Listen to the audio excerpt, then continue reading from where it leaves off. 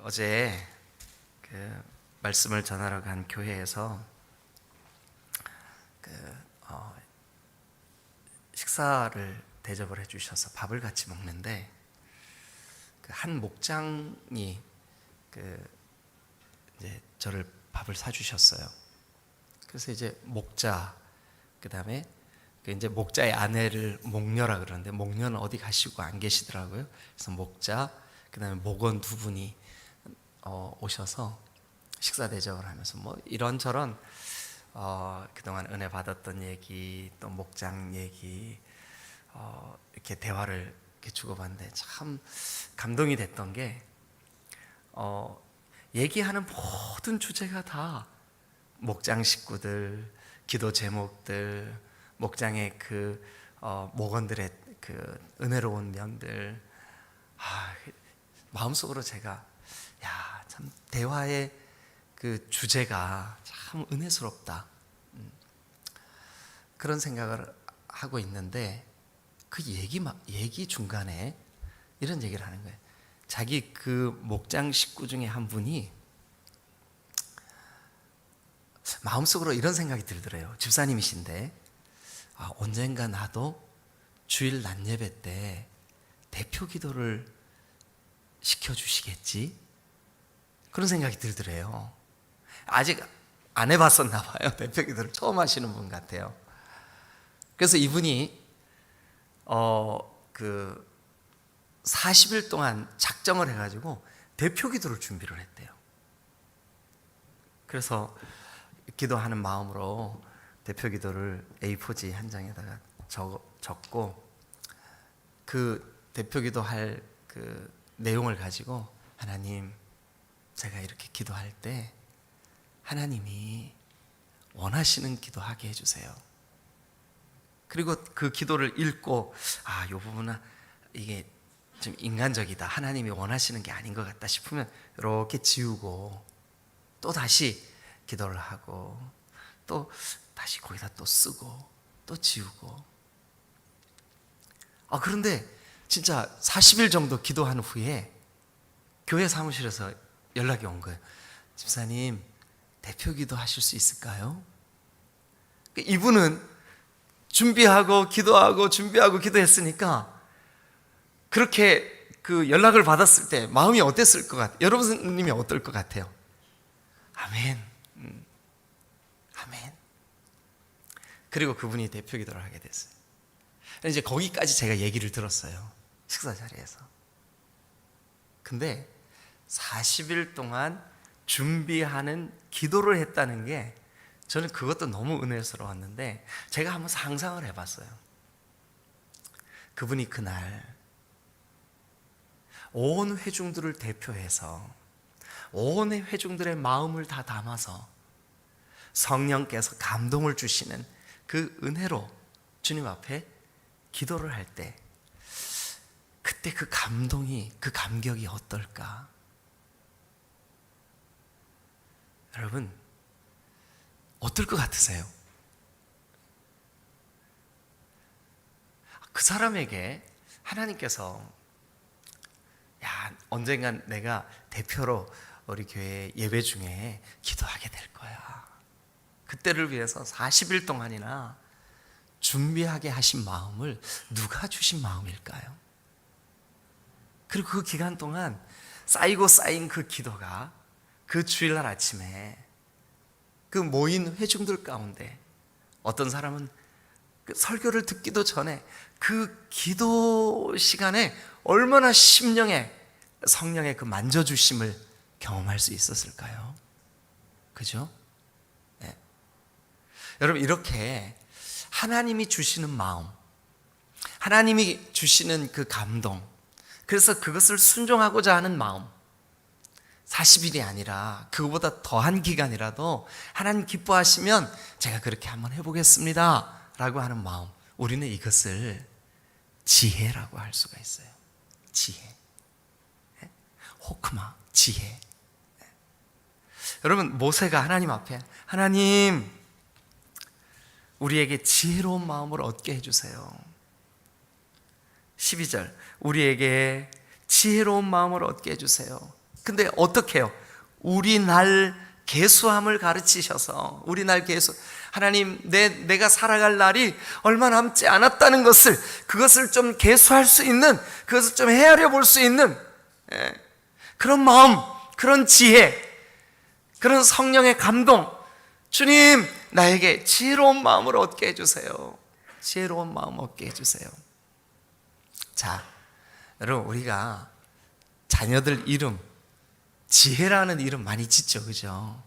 우리 교회도 그 지혜야 그러면 아마 그 자녀들 중에 획 돌아보는 사람 있을 거예요, 그죠? 옛날에는 뭐 무슨 이름이 많았어요? 영자야 그러면 획 돌아봤다며요. 근데 지혜, 아마 특별히 예수 믿는 사람들이 지혜, 은혜, 뭐 근데 성도는 별로 없더라고요. 이렇게 다니면서 봐도 성도는 많지 않은 이름 같아요, 그죠? 그런 의미에서 제 이름이 좋아요. 그래서 좋다고 동의하세요?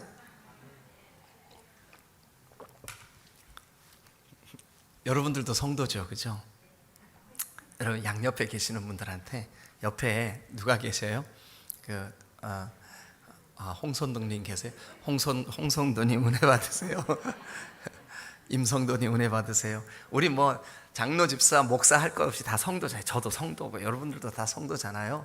우리 권혁근 장로, 권성도님 은혜 받으세요. 우리 인사 한번 하고 시작하죠. 자, 인사 한번 해보세요. 양옆에.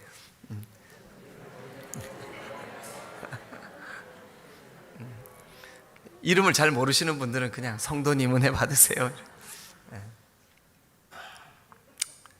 여러분, 오늘 모세가 이 시편 90편에 여러분 또 이런 것도 좀 여러분 마음에 새겨 두시면 좋을 것 같아요. 우리가 시편 그러면 주로 누구에 의해서 기록이 됐다고 우리가 알고 있고 믿고 있었어요? 다윗, 그죠? 근데 오늘 여기 보니까 누가 지은 시도 있어요? 모세가 지은 시도 있다. 그죠? 신기하죠, 그죠? 우리가 시편이 150편까지 돼 있거든요.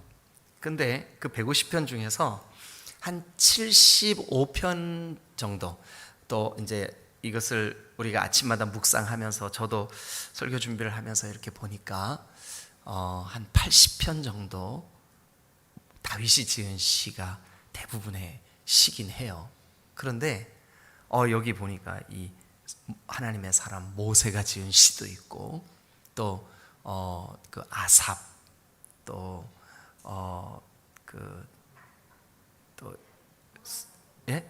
고라의 자손들, 보람이 있네요, 그죠? 새벽에 이렇게 했던 고라의 자손들이 지은 시도 있고 그래요. 그런데 오늘 이 시편 90편 모세가 지은 이 시의 핵심 주제가 뭐예요? 우리에게 지혜를 주세요. 지혜를 주세요. 그러면 여러분, 이미 하나님께서 성령으로 감동을 하시고 하나님의 성령에 깊이 감동된 상태에서 이 시를 써서 우리 성경에까지 와 있잖아요, 지금 이 시가. 그러면 이미 이 모세는 성령의 감동으로 이게 쓴 거예요, 이 시가. 그러니까 이 시 안에는 성령께서 우리에게 이게 지혜야 하고 이미 가르쳐 주신 줄로 믿습니다. 그렇게 믿으시죠? 그러면 모세가 깨닫고 모세에 의해서 기록이 되었지만 성령께서 이미 우리에게 알려주시고, 또 모세의 손길, 모세의 그런 감동, 모세의 삶의 경험 다 동원하셔서 우리에게 성령으로 감동하신 이 시편 안에 인생이 가져야 될 참된 지혜가 뭘까? 참된 지혜가 뭘까? 자, 세 가지 정도 이 주제를 따라가 보면 그렇게 돼 있어요. 세 가지 정도 우리 인생의 참된 지혜를 우리 한번 좀 생각해 보도록 하겠습니다. 자, 첫 번째 지혜는 이게 지혜예요. 주여, 주님은 대대의 우리의 거처가 되셨습니다. 자, 여러분, 모세 인생의 3분의 1, 그러니까 40년은 어디에서 살았어요? 태어나서 이제 그 모세가 저 나일강의 갈대 상자에 떠내려오는 것을 바로의 공주가 건져냈어요. 그 공주의 이름이 핫셉수트예요. 아이고, 이름 핫셉수트. 이름 어렵죠, 그죠? 예. 그 공주가 건졌어요. 그래서 공주의 양자가 되었죠, 그죠? 그래서 이 모세라고 하는 이름 뜻이 뭐냐 하면 건졌다는 뜻이에요. 물에서 건졌다, 이런 뜻이에요. 그런데 이 사람의 인생이 이름처럼 인생들을 하나님의 품으로 건져내는 통로가 된 줄로 믿습니다. 그러니까 하나님의 손길, 하나님의 섭리는 놀라운 거예요. 하나님 오늘 우리를 통해서도 일하시는 줄로 믿습니다. 할렐루야. 여러분, 그런데 이 모세가 그렇게 물에서 건져낸 바 되어서 40년 정도 살인범으로 몰려서 도망갈 수밖에 없는 그런 상황에 몰릴 때까지 40년 정도 그의 거처는 정말 부드럽고 따뜻하고 향기롭고 누구라도 부러워하는 그런 곳을 자기의 거처로 삼았었어요. 자기의 거처였었어요. 왕궁이 자기의 거처고, 부드러운 이불이 자기의 거처고, 자기의 거처는 편안하고 안락한 곳이 자기의 거처였어요. 그런데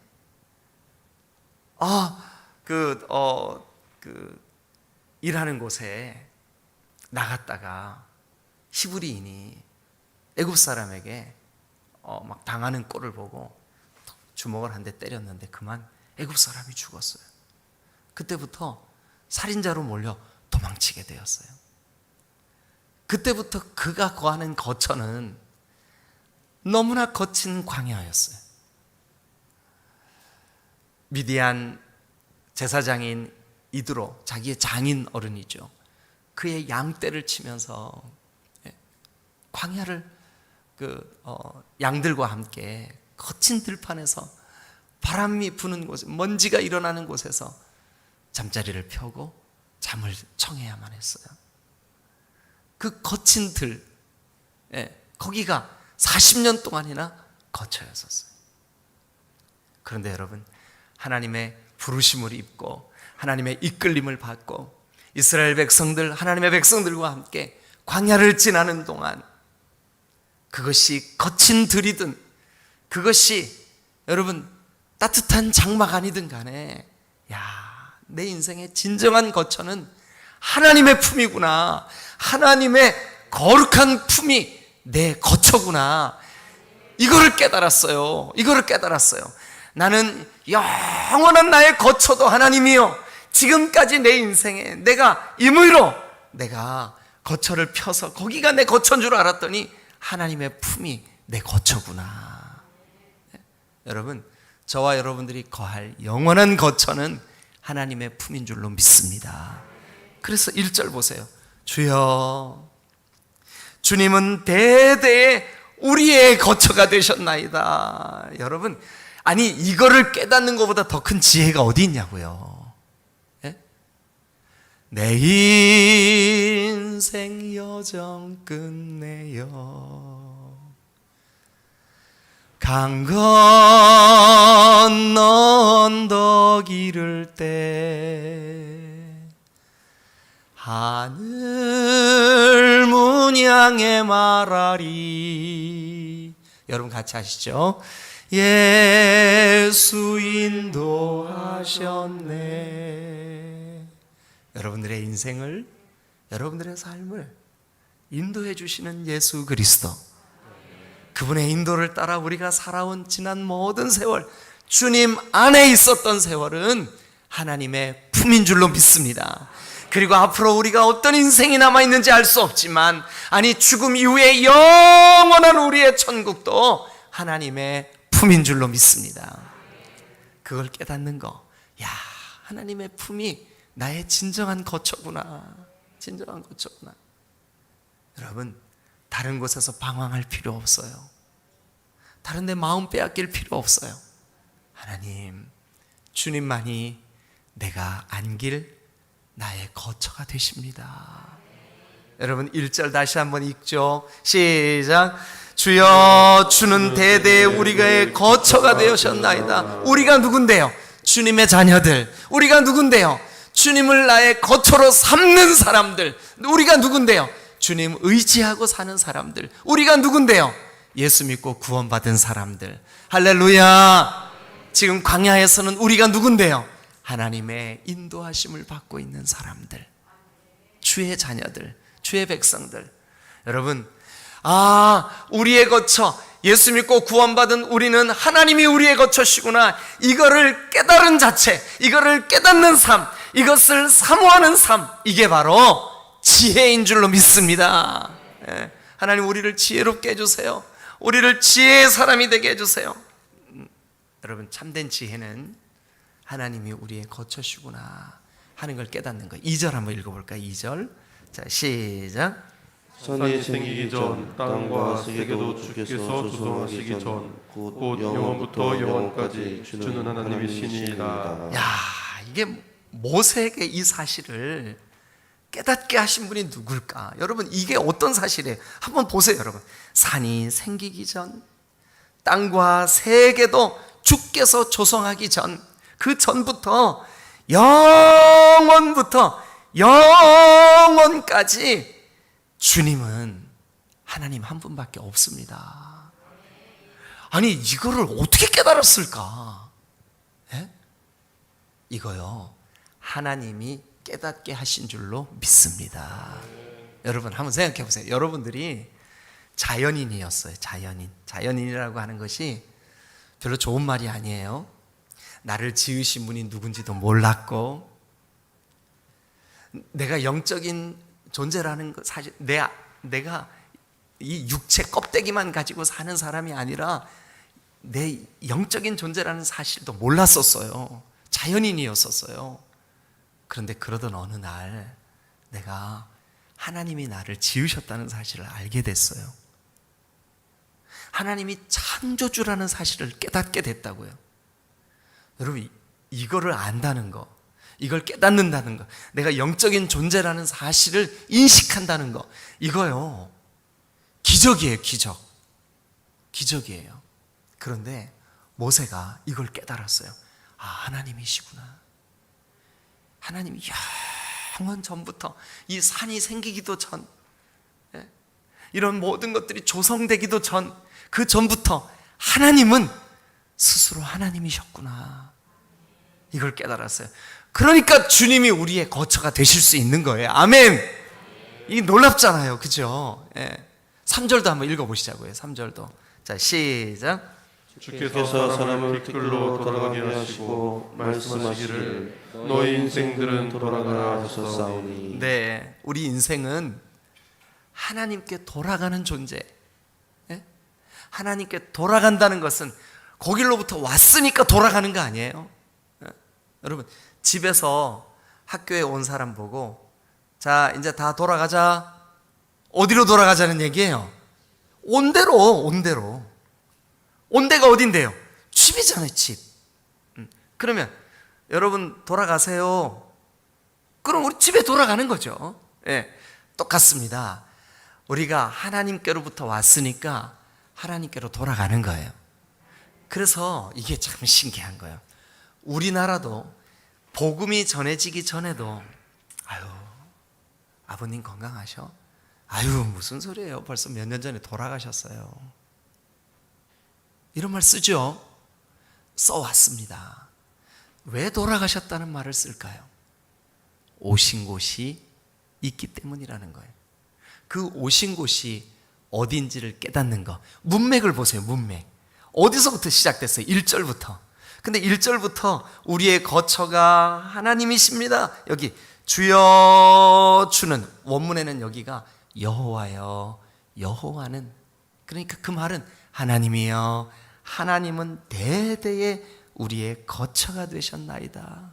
산이 생기기도 전부터, 땅과 세계도 주께서 조성하시기 전부터, 영원부터 하나님만 하나님이셨습니다. 그리고 3절도 하나님께서 사람을 티끌로 돌아가라 하시니까 돌아갈 수밖에 없고 너희 인생들은 돌아가라 하셨나이다.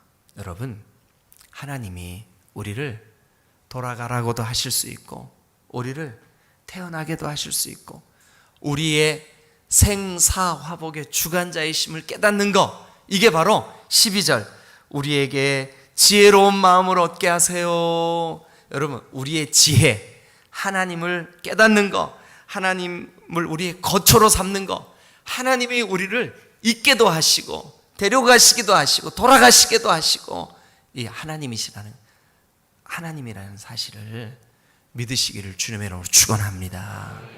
그게 지혜예요, 지혜. 예? 그래서 여러분, 첫 번째 이 대주제를 이렇게 메모를 해놓으시면 좋겠어요. 하나님을 거처로 삼는 것이 지혜다.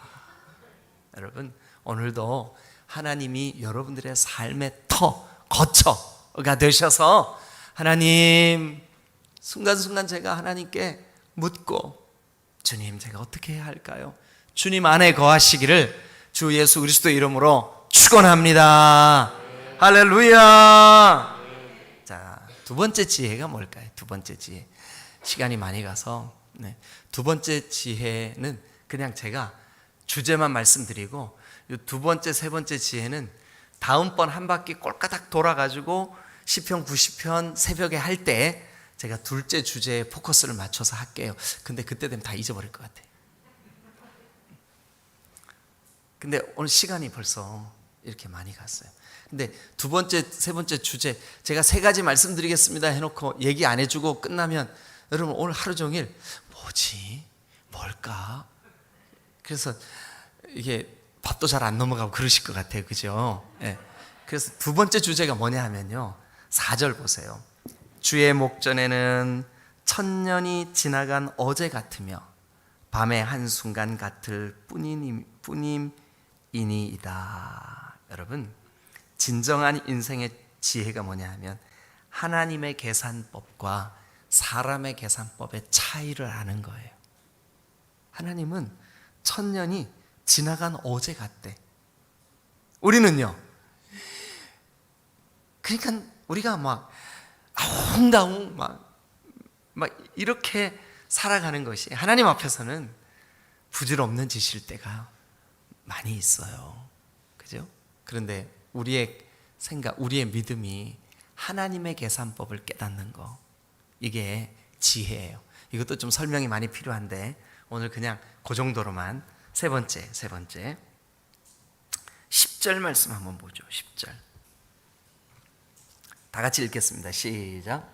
우리의 연수가 70이요 강건하면 80이라도 그 연수의 자랑은 수고와 슬픔뿐이요 신속히 가니 우리가 나나가나이다. 네, 우리가 뭐뭐 하나이다 깨달은 거죠. 그죠? 예, 이걸 깨닫는 게 지혜예요. 근데 우리가 어떻대요?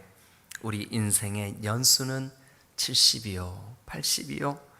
그 연수의 자랑은, 우리 지금 여기 계신 분들 중에 70 이상 되신 분들 가만히 하면 되더라고요.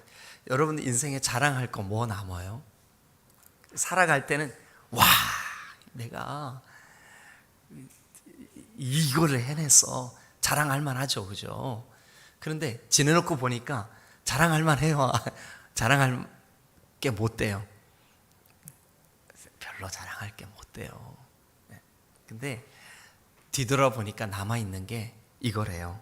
수고와 슬픔뿐이요. 예?